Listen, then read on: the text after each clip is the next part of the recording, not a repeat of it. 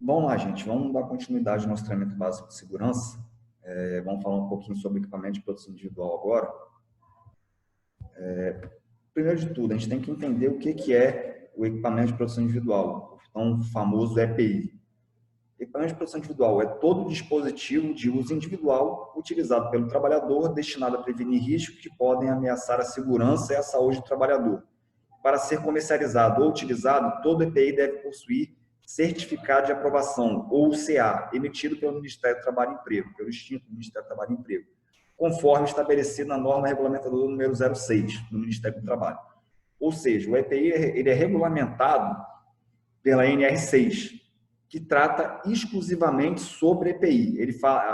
Essa NR ela fala sobre as obrigações tanto de empresa quanto de empregado com relação ao EPI. Tá? Então, todo EPI, para poder ser considerado um equipamento de proteção individual, ele precisa ter esse certificado de aprovação, que atesta que ele foi aprovado por um órgão oficial, dizendo que ele serve para atenuar aquele risco.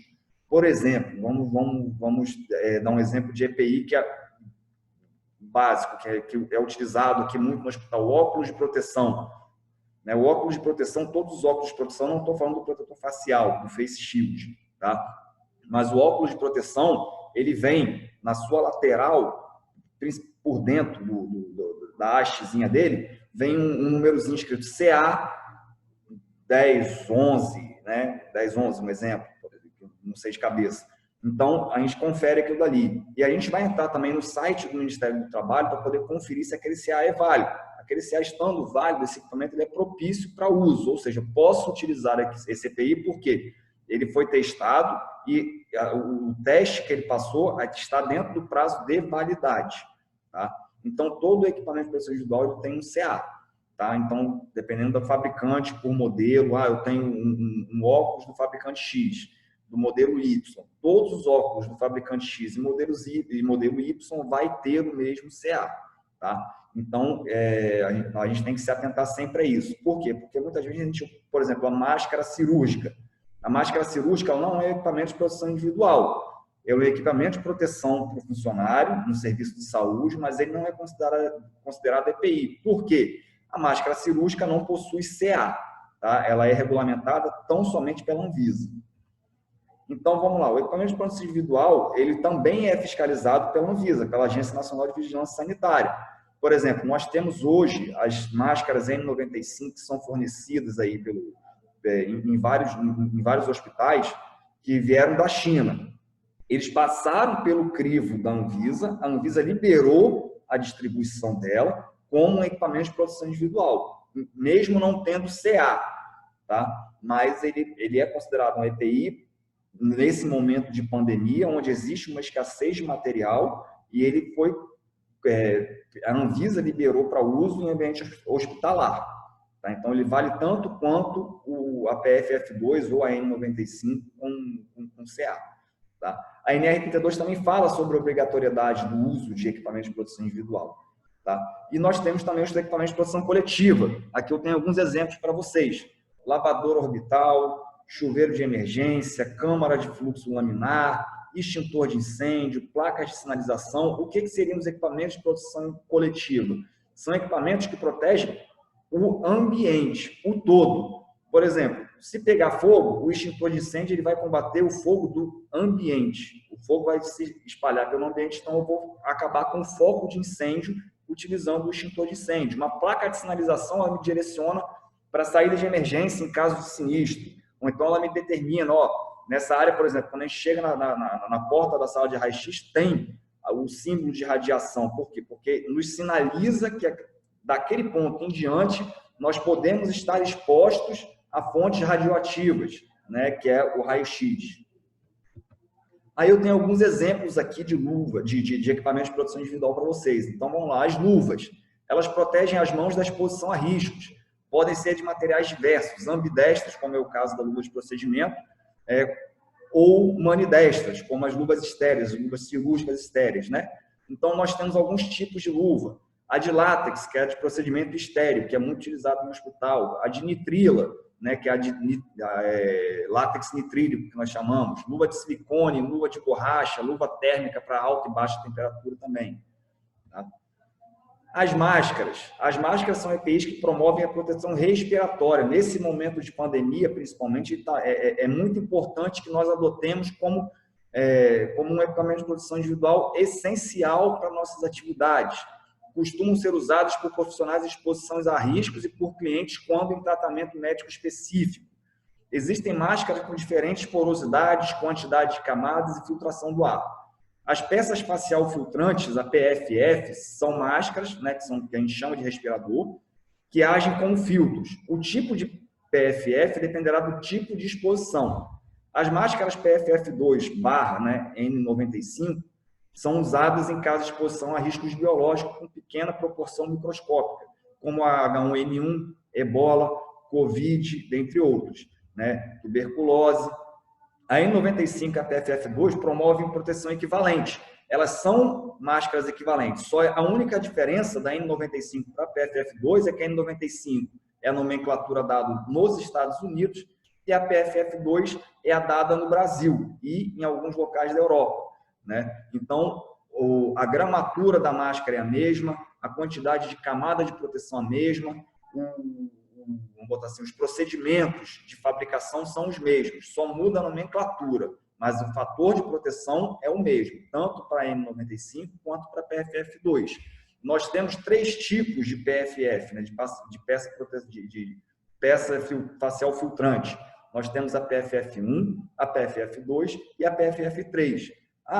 Eu tenho diferenciação com relação à proteção a agente biológico? Tenho. A PFF1 ela tem uma gramatura um pouco mais espaçada, então ela não é indicada para proteção contra agente biológico. A PFF2 e a PFF3 têm uma gramatura muito semelhante, então a filtragem delas para agente biológico é semelhante. A diferença da PFF3 é que ela é adequada para alguns locais onde existe também exposição a alguns agentes químicos, onde se libera gases ou vapores, tá? Que não é o caso do ambiente hospitalar. Aí eu tenho alguns tipos de máscara. A máscara cirúrgica, que como eu falei com vocês, ela não é considerada um EPI, tá? Ela é um equipamento de proteção, mas ele não é um equipamento de proteção individual, porque não possui certificado de aprovação. Eu tenho a N95, que é a PFF2, e eu tenho a de carvão ativado, que é a PFF3, tá? Que ela é voltada para onde eu tenho gases e vapores no ambiente. Aí aqui eu tenho algumas imagens sobre a colocação correta do equipamento de proteção respiratória, da máscara, do respirador, né? A gente tem que, primeiro de tudo, tentar colocar os tirantes por baixo da máscara, fazendo esse movimento. Colocar a minha mão no tirante. Então, eu vou abrir a minha máscara, né? Eu vou estar abrindo a minha máscara. Eu tenho que me atentar sempre para o grampozinho de ajuste nasal dela, sempre para cima. Fiz o encaixe da máscara na minha mão. Coloquei no rosto. Puxo o tirante de baixo e puxo o tirante de cima. E faço o encaixe no meu rosto. Feito o encaixe no meu rosto, eu vou ajustar o clipe nasal, ajustar ela junto ao meu rosto, para que ela possa ter uma vedação adequada, tá? Então, eu vou retirar aqui a máscara. Vocês podem observar que existe a posição dos tirantes. Aí, a retirada da máscara também é importantíssimo hoje, principalmente. Eu tenho 2 tipos de retirada para esse respirador. Eu tenho a retirada onde eu tenho que ter precaução de contato, ou seja, fiz um atendimento assistencial a um paciente onde eu precise ter uma precaução de contato, eu tenho que fazer a retirada dela sempre pelo tirante. Eu vou encostar sempre nos tirantes para poder fazer a retirada dela, né? Se eu não preciso ter a precaução de contato, eu vou fazer uma concha com a minha mão e vou encaixar na máscara para poder retirar. Mas eu não posso tocar na minha máscara com a minha mão suja, não. Eu tenho que fazer a higienização da mão para poder fazer a retirada da máscara. Após eu guardar a máscara numa sacola plástica ou na embalagem dela, eu vou fazer de novo a higienização da minha mão, tá? Eu tenho os jalecos e os capotes, que também são utilizados principalmente para precaução de contato. São EPIs de proteção de corpo inteiro e, portanto, devem ser usados em caso de exposição a risco de contato. São fontes de contaminação cruzada, ou seja, jamais eu posso utilizar o jaleco ou o capote de um paciente para outro. Ou, como a gente sabe, o jaleco principalmente, quem usa jaleco, eu não posso entrar em área comum com jaleco, eu não posso entrar em escritório administrativo utilizando jaleco, eu não posso entrar dentro de refeitório utilizando jaleco, dentro de copa utilizando jaleco. Por quê? Porque ele é uma fonte de contaminação cruzada, tá? Então, eu tenho alguns tipos aqui de jalecos, jaleco de manga comprida, jaleco de 3/4, que é manga curta, capote e avental cirúrgico, pijama cirúrgico também é considerado equipamento de proteção, mesmo não tendo CA. Óculos de proteção e protetores faciais, que também são muito importantes hoje para a proteção contra gotícula. Tá? Então, eu tenho que utilizar sempre, que eu fazer assistência em pacientes onde eu tenho a precaução para gotícula ou para aerosol, eu tenho que utilizar o protetor facial ou o óculos de proteção. Tenho necessidade de utilizar os dois juntos? Não, não preciso utilizar os dois. Ou eu uso o face shield, o protetor facial, ou eu uso o óculos de proteção.